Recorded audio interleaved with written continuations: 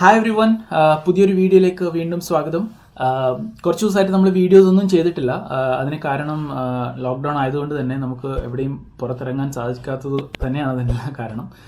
അപ്പോഴാണ് ഞാൻ വിചാരിച്ചത്, മുമ്പ് ട്രാവൽ ചെയ്ത ഒരുപാട് സ്ഥലങ്ങളുണ്ട്, അപ്പോൾ അതിനെക്കുറിച്ചുള്ള ചെറിയ ചെറിയ വീഡിയോസും ഇൻഫോർമേറ്റീവ് ആയിട്ടുള്ള കുറച്ച് കാര്യങ്ങളൊക്കെ നിങ്ങളോട് ഷെയർ ചെയ്യാമെന്ന് വിചാരിച്ചു. അപ്പോൾ ആ ഒരു ട്രാവലിനെ കുറിച്ചും ഞാൻ ആദ്യമായി ട്രാവൽ ചെയ്ത ഒരു സ്ഥലത്തെക്കുറിച്ചുമാണ് ഈ ഒരു വീഡിയോ. തീർച്ചയായും നിങ്ങൾക്കിത് ഇഷ്ടമായെങ്കിൽ മുഴുവൻ കാണുക, ഒപ്പം സബ്സ്ക്രൈബ് ചെയ്യുക, ആ ബെൽ ഐക്കൺ കൂടി ഒന്ന് പ്രസ് ചെയ്യുക. അപ്പം ഞാൻ ആദ്യമായി ട്രാവൽ ചെയ്യുന്നത് 2008ലാണ് ആദ്യമായിട്ട് ഇന്ത്യയുടെ പുറത്ത് ഒരു ട്രാവൽ ചെയ്യുന്നത്. ഭയങ്കര എക്സൈറ്റഡ് ആയിരുന്നു, കാരണം ഫസ്റ്റ് ഇൻ്റർനാഷണൽ ട്രിപ്പ്, ആദ്യമായി ഒരു ഇൻ്റർനാഷണൽ ഫ്ലൈറ്റിൽ പോകുന്നു, ആദ്യമായി പാസ്പോർട്ടിൽ ഒരു സ്റ്റാമ്പ് ചെയ്യപ്പെടുന്നു. ഭയങ്കര എക്സൈറ്റഡ് ആയിരുന്നു. ബാംഗ്ലൂരിൽ നിന്നും സിംഗപ്പൂർ വഴി ഹോങ്കോങ്ങിലോട്ടായിരുന്നു ആ യാത്ര. തീർച്ചയായും വളരെ മെമ്മറബിൾ ആയിട്ടുള്ള ഒരു യാത്ര തന്നെയായിരുന്നു. അതിനുശേഷവും ഹോങ്കോങ്ങിൽ പോയിട്ടുണ്ട്, പക്ഷേ ആദ്യത്തെ trip obviously it will be memorable.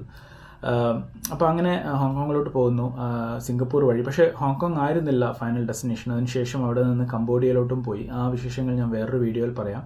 ഒപ്പം സിംഗപ്പൂരിനും എൻ്റെ ലൈഫിൽ ഒരുപാട് ഇമ്പോർട്ടൻസ് ഉണ്ട്, അപ്പോൾ അതിനെക്കുറിച്ചുള്ള മെമ്മറീസും വേറൊരു വീഡിയോയിൽ ഞാൻ പറയാൻ ശ്രമിക്കാം. അങ്ങനെ ഹോങ്കോങ്ങിലോട്ട് പോകുന്നു. ഹോങ്കോങ്ങിൽ പോകാൻ വേറൊരു കാരണം കൂടിയുണ്ട്, കാരണം എൻ്റെ ബ്രദർ അവിടെ റെസിഡൻ്റ് ആയിരുന്നു. അത് കാരണം ആ സമയത്ത് അത് പോകാൻ ഭയങ്കര എളുപ്പമുള്ള സ്ഥലമായിരുന്നു. അതുകൊണ്ട് തന്നെ ഹോങ്കോങ്ങിലോട്ട് പോകുന്നു. പ്രത്യേകിച്ച് ഇന്ത്യയിൽ നിന്ന് ട്രാവൽ ചെയ്യുന്നവർക്ക് ഹോങ്കോങ്ങിലേക്ക് വിസ ആവശ്യമില്ല. ശരിക്കും പറഞ്ഞാൽ അവിടെ ഒരു ഓൺ അറൈവൽ സിസ്റ്റമാണ്. അപ്പോൾ നിങ്ങൾക്ക് ജസ്റ്റ് പാസ്പോർട്ട് ഉണ്ടെങ്കിൽ നിങ്ങൾക്ക് അവിടെ ടിക്കറ്റ് ബുക്ക് ചെയ്ത് നിങ്ങൾക്ക് അവിടെ പോയി ഇറങ്ങാം. റിട്ടേൺ ടിക്കറ്റ്സ് ഉണ്ടെങ്കിൽ നിങ്ങൾക്ക് 14 days വാലിഡിറ്റി ഉള്ള ഒരു വിസ നിങ്ങൾക്ക് അടിച്ചു തരുന്നതാണ്. പക്ഷേ എനിക്കൊന്ന് ഈ അടുത്ത കാലത്ത് 2017 അത് ചെറുതായിട്ടൊന്ന് മാറിയിട്ടുണ്ട്. നിങ്ങൾക്കൊരു ഓൺലൈനിൽ കയറി ഒരു pre travel authorisation form fill ചെയ്യേണ്ടതായിട്ടുണ്ട്. അത് ഫില്ല് ചെയ്ത് ഇൻസ്റ്റൻ്റ് ആയിട്ട് നിങ്ങൾക്ക് ഒരു അപ്രൂവൽ വരും. അത് കിട്ടിയാൽ മാത്രമേ നിങ്ങൾക്ക് ഓൺ അറൈവലായിട്ട് അവിടെ പോകാൻ സാധിക്കത്തുള്ളൂ, പ്രത്യേകിച്ച് ഇന്ത്യൻ സിറ്റിസൻസിന് അല്ലെങ്കിൽ ഇന്ത്യൻ പാസ്പോർട്ട് ഉള്ളവർക്ക്. ഓക്കെ, അപ്പോൾ അങ്ങനെ ഹോങ്കോങ്ങിലോട്ട് പോകുന്നു. ഹോങ്കോങ്ങിൽ നിങ്ങൾക്ക് അവിടെ കാണാനെന്ന് പറഞ്ഞാൽ, ഹോങ്കോങ് എന്ന് പറയുന്നത് ചൈനയുടെ ഭാഗമാണ്. അപ്പം ചൈനയുടെ ഭാഗമായിട്ടുള്ള ഒരു സ്പെഷ്യൽ അഡ്മിനിസ്ട്രേറ്റീവ് റീജിയനാണ് ഹോങ്കോങ്. അത് 97 വരെ അത് ബ്രിട്ടീഷ് ടെറിട്ടറി ആയിരുന്നു, അല്ലെങ്കിൽ ബ്രിട്ടീഷിൻ്റെ ഭാഗമായിരുന്നു. പിന്നീട് അത് ചൈനയ്ക്ക് കൈമാറപ്പെടുകയാണ്. പക്ഷേ എങ്കിലും മെയിൻലൈൻ ചൈനയിലുള്ള ലോസ് ഒന്നും ഹോങ്കോങ്ങിന് ബാധകമല്ല, പല ലോസും. കാരണം ഹോങ്കോങ്ങിന് അതിൻ്റേതായ ഒരു സ്പെഷ്യൽ അഡ്മിനിസ്ട്രേറ്റീവ് റീജിയൻ ആയതുകൊണ്ട് തന്നെ അതിൻ്റേതായ റൂൾസും റെഗുലേഷൻസും ഒക്കെ ഉണ്ട്. അങ്ങനെ ഹോങ്കോങ്ങിലോട്ട് പോകുന്നു. ഹോങ്കോങ് എന്ന് പറയുന്നത് ഒരു 3 ഐലൻഡ് സ്ട്രക്ചറാണ്. അത് Hong Kong island, Kowloon island, new territories, അങ്ങനെ 3 റീജിയൻസ് ചേർന്നതാണ് ഹോങ്കോങ്. പിന്നെ ഹോങ്കോങ്ങിൽ തന്നെ 2 ടൈപ്പ് ഓഫ് ആൾക്കാരെ നമുക്ക് കാണാൻ സാധിക്കും. ഒന്ന് മെയിൻലൈൻ ചൈനയിൽ നിന്ന് വന്ന് സെറ്റിലായ ഒരു കാന്റണീസ് സ്പീക്കിംഗ് ചൈനീസ്, പിന്നെ ഈ ഒരു ബ്രിട്ടീഷ് കൾച്ചറുമായി അഡാപ്റ്റായ ഒരു ന്യൂവർ ജനറേഷൻ ഹോങ്കോങ് സിറ്റിസൻസിനെ നിങ്ങൾക്ക് അവിടെ കാണാൻ സാധിക്കും. അതുകൊണ്ട് തന്നെ അവിടുത്തെ കൾച്ചറും അവിടുത്തെ ഫുഡ് സിസ്റ്റംസും എല്ലാം ഈ ഒരു 2 ടൈപ്പ് ഓഫ് ആൾക്കാരും ഉള്ളതുകൊണ്ട് തന്നെ ഭയങ്കര വൈബ്രൻ്റ് ആയിട്ടുള്ള ഒരു സംഭവമാണ് നിങ്ങൾക്ക് ഹോങ്കോങ്ങിൽ കാണാൻ സാധിക്കും. പ്രത്യേകിച്ച് കൗലൂൺ എന്ന് പറയുന്നത് ഈ മെയിൻലൈൻ ചൈനയുമായി ബന്ധപ്പെട്ട് കിടക്കുന്ന ഒരുപാട് ട്രഡീഷൻസും ഒക്കെയുള്ള സ്ഥലമാണ്. അപ്പോൾ അങ്ങനെ ഹോങ്കോങ്ങിൽ പോകുന്നു.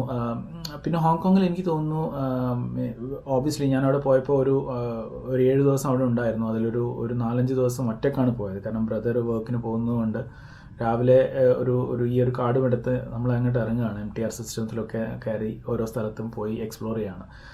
ഓബ്വിയസ്ലി അന്നത്തെ വീഡിയോസ് ഒന്നുമില്ല, കാരണം അന്നൊന്നും യൂട്യൂബ് ഇല്ലാത്തത് കാരണം നമ്മൾ വീഡിയോസ് ഒന്നും ചെയ്തിട്ടില്ല. ഓബ്വിയസ്ലി ഒരുപാട് ഫോട്ടോസാണ് എൻ്റെ അടുത്ത് അതിനെക്കുറിച്ചുള്ളത്, അതൊക്കെ ഞാൻ ഈ വീഡിയോയുടെ ഇടയിൽ ഇടുന്നുണ്ട്.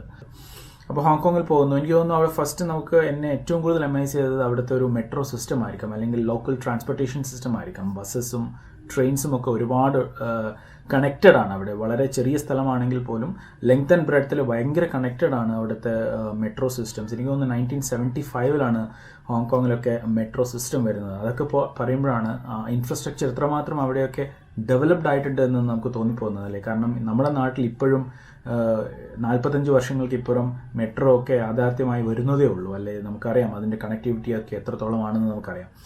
അപ്പോൾ അത്രയ്ക്കും അഡ്വാൻസ്ഡ് ആയിരുന്നു ഹോങ്കോങ്. അപ്പോൾ ആദ്യമായിട്ട് പോകുന്നത് വിക്ടോറിയ ഹാർബറാണ്. എനിക്കൊന്ന് വിക്ടോറിയ ഹാർബർ എന്ന് പറയുന്നത് ഏതൊരു ഐലൻഡ് നേഷൻസിൽ പോയാലും നിങ്ങൾക്ക് കാണാൻ സാധിക്കുന്ന ഒരു ഹാർബറും ബോട്ട്സും ഒക്കെയുള്ള ഒരു സ്ഥലമാണ്. പക്ഷേ ഒരുപാട് ലൈറ്റ് ഷോസും ലേസർ ഷോസും ഒക്കെ രാത്രിയിൽ നടക്കുന്ന, ഒപ്പം അതിനോട് ചുറ്റും നൈറ്റ് ലൈഫും ഒക്കെ വളരെയധികം ആക്റ്റീവ് ആയിട്ടുള്ളൊരു സ്ഥലമാണ് വിക്ടോറിയ ഹാർബർ. അത് നിങ്ങൾ മിസ് ചെയ്യരുത്. പിന്നെയുള്ളത് ബിഗ് ബുദ്ധയാണ്. ബിഗ് ബുദ്ധ എന്ന് പറയുന്നത് ലോകത്തിലെ തന്നെ ഏറ്റവും വലിയ ബുദ്ധിസ്റ്റ് സ്റ്റാച്യൂസിൽ ഒന്ന് നിങ്ങൾക്ക് കാണാൻ സാധിക്കുന്ന സ്ഥലമാണ് ബിഗ് ബുദ്ധ. അതൊരു ഒരു ഒരു ഒരു മലയുടെ മുകളിലുള്ള ഒരു സംഭവമാണ്. ലട്ടാവു ഐലൻഡിൽ ഒരു പീക്കിലുള്ള ഒരു സംഭവമാണ് ഈ ബിഗ് ബുദ്ധ എന്ന് പറയുന്നത്. പക്ഷെ അവിടത്തേക്ക് പോകുന്ന ഒരു ജേർണി തന്നെ ഭയങ്കര എക്സൈറ്റിംഗ് ആണ്. കാരണം ഒരു കേബിൾ കാറിൽ നോങ്പിങ് 360 എന്ന് പറയുന്ന ഒരു കേബിൾ കാറിൽ നിങ്ങൾക്ക് അവിടത്തേക്ക് പോകാൻ സാധിക്കും. അതിൻ്റെ വ്യൂസ് എന്നൊക്കെ പറയുന്നത് അമേസിംഗ് ആണ്. അപ്പോൾ അത് നിങ്ങൾ ഒരിക്കലും മിസ് ചെയ്യരുത്. പിന്നെ ഉള്ളത് അവിടെ എനിക്ക് തോന്നുന്നു മാൻമോ ടെമ്പിൾസ് ആണ്. ഒരുപാട് ബുദ്ധിസ്റ്റ് കൾച്ചറുമായി ബന്ധപ്പെട്ട് കിടക്കുന്നത് കൊണ്ട് തന്നെ മാൻമോ ടെമ്പിൾസ് നിങ്ങൾക്ക് ഒരുപാട് കാണാൻ സാധിക്കും. അതിൽ തന്നെ ഭയങ്കര ഫേമസ് ആയ മാൻമോ ടെമ്പിൾസ് അവിടെയുണ്ട്.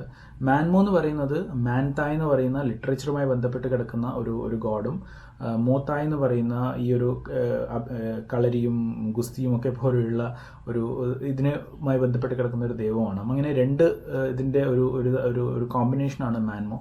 പക്ഷേ അതിൽ ഏറ്റവും കൂടുതൽ ഇമ്പോർട്ടൻ്റ് എന്ന് പറയുന്നത് ഈ ലിറ്ററേച്ചറുമായി ബന്ധപ്പെട്ട് കിടക്കുന്നത് കൊണ്ട് എക്സാം ടൈമിൽ കുട്ടികളൊക്കെ പോയി പ്രാർത്ഥിക്കുന്ന ഒരു സ്ഥലമാണ് ഈ മാൻമോ ടെമ്പിൾ എന്നാണ് വിശ്വാസം. അപ്പോൾ അത് നല്ലൊരു കാണാനുള്ള ഒരു സ്ഥലമാണ്.